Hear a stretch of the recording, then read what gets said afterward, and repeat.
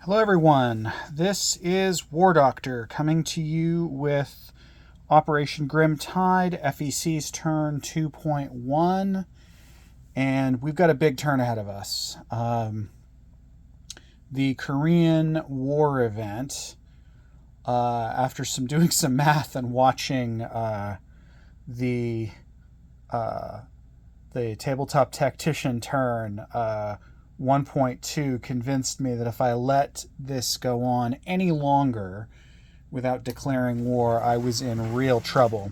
So my reasoning here is that that Japan and South Korea together have allow the PAC player to defray 6 IPP worth of expenditures every turn, and so what normally starts out in a game of scenario 1 with FEC having quite a while to figure out what it wants to do and how it wants to do it, I've decided I've just got to pull the trigger on fighting. So technically I'm not declaring war until the combat movement part of my phase, but there's so much setup you've got to do, changing out units and whatnot. I figured it was wiser just to reflect the changes on the board right away. All right. I do have some stuff before we get there first to go over real quick. So without further ado, let's go for it. So once again, I am going to attempt to align Laos from a cooperation treaty up to a defense treaty. I need a 10 and up. Get one free roll. This time I got an 11. So Laos now has a defense treaty, which I'm going to mark with this pro-USSR marker that is decidedly off standard to reflect that. Next up, we have my technology research. So I set this out over here. Just bring the board. Okay, I want to knock over the battle board, which I already have set up. So as you can see, what I've done here is laid out my tech choices. So we have, once again, precision guided munitions, AMD, advanced logistics, and chem. Everything but advanced logistics is a 9 and up. They're color coded by dice. So we'll just see what we get here. Okay, so I've got a 9 for PGM, a fail on chemical warfare doctrine, but an 11 and a 10 for these two. So huge turn here in terms of tech. All right, so Soviets get on the board with PGM. We complete AMD, and we complete advanced logistics ahead of the dastardly Americans. Hopefully this bodes well for the rest of the turn. All right. Coming back on over here, I will run over my buys with you real quick. All right, since it is the first turn of war, I'll be producing 4 missiles, 2 of each type. With my officially pre-war discount, I'm going to do military aid. I'm not using minor colors anymore, since they'll be delivered as Soviet FEC units. So 4 IPP to get myself an airborne and a SPAG. Those will be delivered to North Korea at the end of the turn.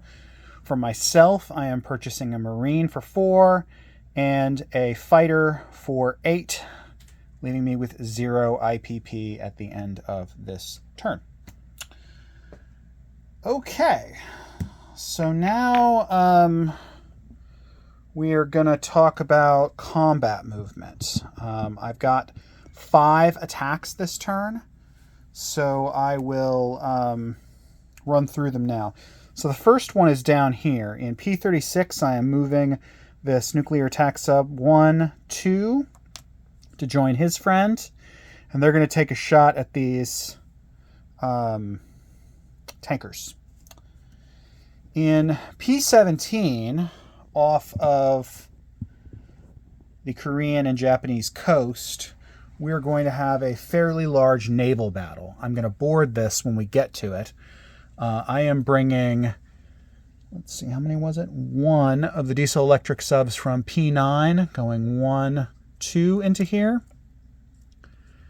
The other diesel electric sub, my cruiser, heavy aircraft cruiser, 2 destroyers,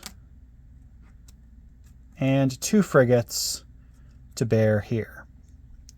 I am also firing a total of 4, that is to say all of my anti-ship missiles into this fight. I'm going to do that by firing 1 from the major shipyard here, which gets a +1 bonus, so 1, 2. And we're going to move my backfire into here, escorted by, where was I flying the escort from?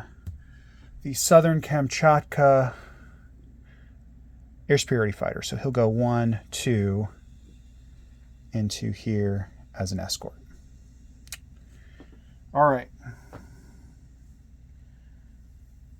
Finally, I'm bringing out of port down here in P45 the destroyer in South Vietnam. So he'll go 1, 2, 3, 4 on up into this fight, joining the fleet. So pretty sizable force there. Hopefully that is enough to secure the doom of those guys. As you might guess, seeing this over here, the 3 remaining diesel electric subs are going to take a shot at this Los Angeles class. Hopefully send him to the bottom before he escapes. It's silent running. We are going to take a shot at Sapporo. Now, I've already moved this here. He has elected, Tabletop Tactician elected to scramble his ASF up into Sapporo from Tokyo, as I kind of expected he would. From Sakhalin, I am bringing in 1, 2, the ASF. We are loading onto the aircraft, the amphibious assault ship that's here, 2 Marines, and an attack helo, which I'm having a hard time putting down. We're also bringing down this airborne 1, 2, 3 into the fight. So there we go. Math might be a little dicey there, but we'll see how that one goes. Finally, we're going to take on South Korea. Now, I've already moved everything that was in the Koreas over to the battle board here, as you can see, and reflected some terrain considerations. But I'm bringing some other stuff too. So let's get this in the right spot so I can show you. All right, so here in P8, off of the heavy aircraft cruiser, I have a early gen fighter and a medium bomber. They are joining that fight. Magadan, we have this fighter who's going to go 1, 2, 3 on into 4 on into North Korea, or South Korea, sorry. So these guys go 2. And finally, down here, just at the corner, you can see in South Vietnam, we have this attack bomber. He's going 1, 2, 3, 4 on up. So I will bring these guys to the battle board, since I think I want to resolve this one first. Finally, I've already got it on the battle board. I'm firing a ground-launched cruise missile from the major air base in Vladivostok down in 1, 2. So yeah, it's going to be quite the party. All right, let me get my phone set up on my arm here, and then I will get the remaining units put on in to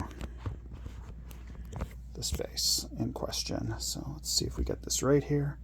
I think we've got it just about the way I had